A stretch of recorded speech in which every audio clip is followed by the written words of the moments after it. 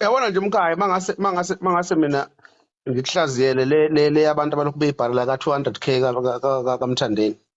Mangakuhlaziyela le nto mina ungayibuka ngelinye ihlo because ngihlakaniphile mina into ngiyibuka isafika ukuthi lento ibhekele la ibheke khona. Yabo. Ngihlakaniphe ngale ndlela. Yabona mangakuhlaziyela le nto nje u2 minutes unginike 2 minutes. 1 uMthandeni sike sasebenza naye kakhulu. Yabo.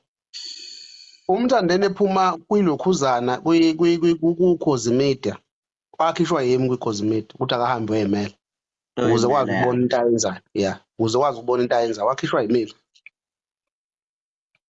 So uMthandeni ucalculateile ukuthi umuntu makade usebenza naye uyabaza abantu nawe usebenza naye. Kunabantu uMthandeni abamlandelayo abaziyo nami engibaziyo.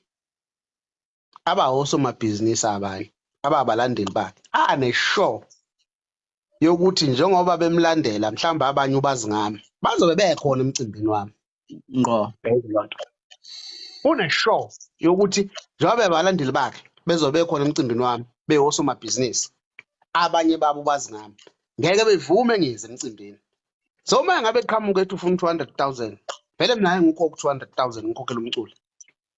Kodwa bakhona abantu engiphila nabo abazothi mapholo bafethu ngeke le ndoda phela siyayilandela thina sinawo le mali. Yenzekile lento last year kugcwalisa. Yeah, kwaqhamuka ehlelezi. Exactly.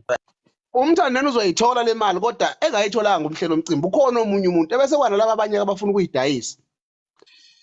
Yabo awuzoqhamuka umuntu ethi hayi mina mfethu nginawo le mali njengoba noKhehlezi wayefuna ukuyidayisa last year kwakho 150 ukhona nomunye uyicalculateile lento if uzoyibheka kahle lento indaba inga-apply ko Maskandi festival inga-apply koKhahlamba i-apply kule event okuyiyona engamahala eseThekwini.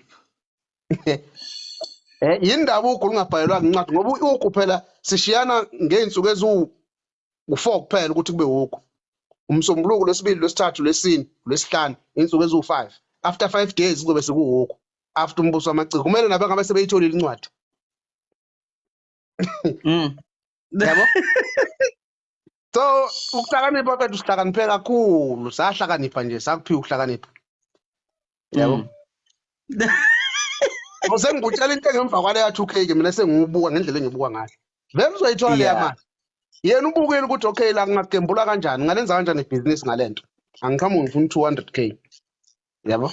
Umcimbi bayawazi umnikazi wawo bayawazi bakhona abantu abazokhokha le mali just ukungena kulento. Mina uMthandeni angimele ukumbhalela incwadi lithi okay fokamanqela anginawo mina 200k kodwa ake ngicela ukufaka omunye umuntu esikhaleni sakho ozongibiza u30,000 ebese ngifaka uMacekeceke nizothini ningabalandeli anginami ngimlandeli kaMaskandi ngifaka uMacekeceke esikhaleni sakhe ngiyithulela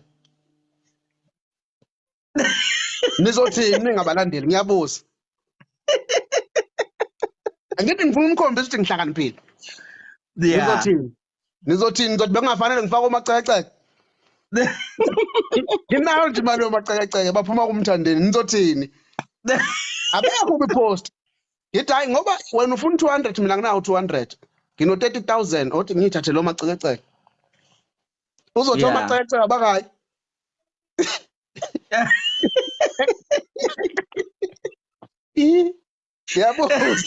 Ngiyabuza Ekhale.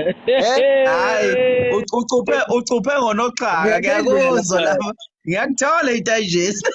Ingakho wena ngithi mina mkhaya le yanto uMthandeni uyoyenza kumavukana abahleli bomcimbi. La kumina ngeke mfethu.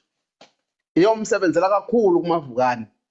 La abahleli bomcimbi. Umuntu ozobe eqala ukuzokwenza event iyomsebenzela ke le yanto. Hayi la kumina kancane nje ngasebenza.